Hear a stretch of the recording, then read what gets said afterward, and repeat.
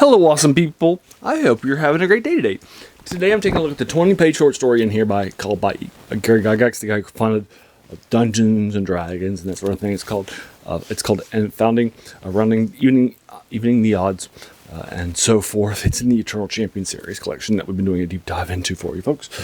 I knocked it out last night for the first time, and we'll be doing my review of this short story right now for you folks. So as a reminder, I picked up this collection when I was in college, and it was published in 1996 and 7 for you folks, and I picked it up right around then because I was doing a deep dive into Mike Moorcock, who was my favorite author at the time, and in college.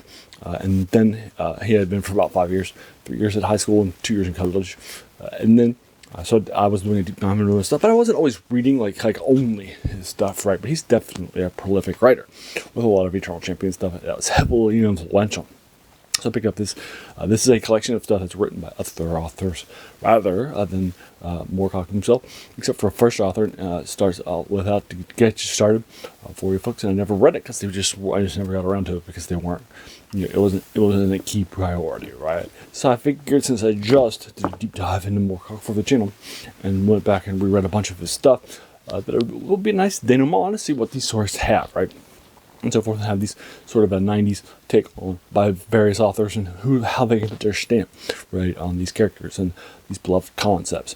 As a reminder, this is a multiversal conflict where there are an avatar, if you will, or parts of a character on every plane of existence who fights the good fight against chaos, war, sometimes war law in this case, for order.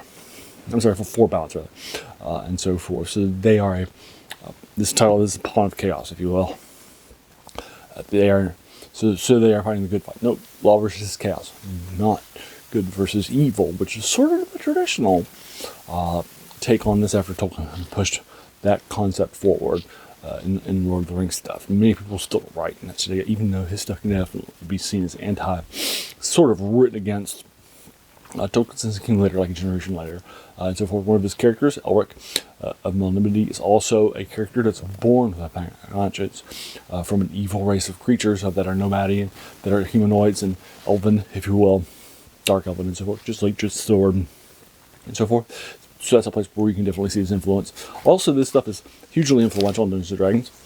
Gary Gygax, ironically enough, listed this as one of the key influences of the series and so forth. So him writing a short story in here is pretty good. I have not read anything else by Gary Gygax. He has published about 12 or so novels by this time, many of which were in the world that he created called Greyhawk, and around a character called Gord, and so forth. So reading something by him here, I think is pretty fun. Although I think he's a better writer of games and modules and that sort of a thing than he is of fiction, which we'll talk about here in a little moment. As a reminder, I keep my review spoiler free, so I won't be doing a deep dive into the spoilers and what's happening, but basically the key concept that's happening in the first couple of pages is that our primary point of view character, Simon, has just arrived at a bar earlier than an arrangement with somebody for legal purposes, because he's feeling a little suspicious. He's accosted by a big giant guy who's really questioning him since he wants to live with a very young woman.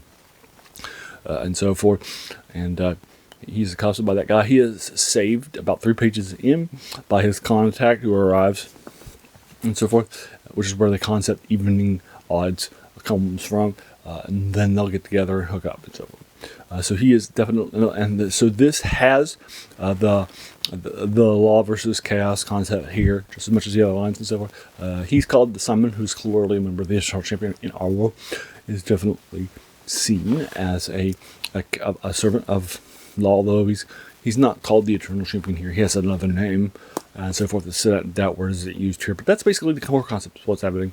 I thought it was okay. It was fun. I definitely enjoyed it.